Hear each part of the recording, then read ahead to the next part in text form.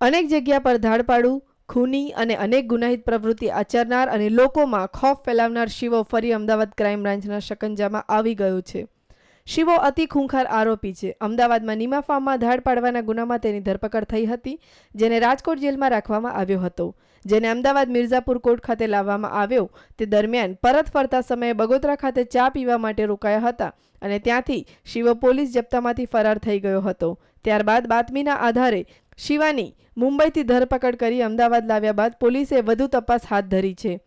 કે રસ્તામાં કોઈ પણ જગ્યા ઉપર પોલીસને થાપ આપીને એને ભાગી જવા માટે પ્લાનિંગ કર્યો હતો અને તે દિવસે પરત જતી વખતે સરખેજ ખાતે થોડી વાર માટે રોકાયો હતો. ત્યાં ચા નાસ્તા પીવા માટે પણ ત્યાં ઘણા લોકોની હાજરી હોય એટલે સરખેજમાં પ્લાનિંગ મોકૂફ રાખ્યું. શિવાને જ્યારે અમદાવાદની મિર્ઝાપુર કોર્ટ ખાતે લાવવામાં આવેલો તે દરમિયાન તેને ભગાડવામાં મદદ કરનાર ભગો રબારી, બિસ્મિલ્લાબાનુ સિકંદર અને બાબુ મદ્રાસી તેને કોર્ટમાં મળ્યા હતા અને શિવાને ભગાડવાનો પ્લાન તૈયાર કરવામાં આવ્યો હતો.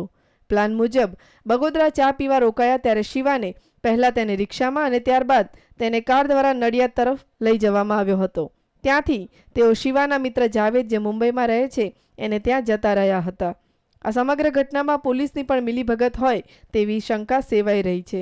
જાવેદ, જે અગાઉ ધાડના નીમા ફાર્મને ધાડના ગુનામાં સંડોવાયેલ હતો, એમની સાથે સંપર્ક કરી અને હથિયારોની વ્યવસ્થા કરી અને પૈસાની વ્યવસ્થા કરવા માટે આખું પ્લાનિંગ કરતો હતો. ક્રાઇમ બ્રાન્ચે શિવાની ધરપકડ કરતા અને ગુનો બનતા અટકાવ્યા છે, પરંતુ પોલીસ હજી શિવાના મિત્ર જાવેદ સુધી પહોંચી શકી નથી.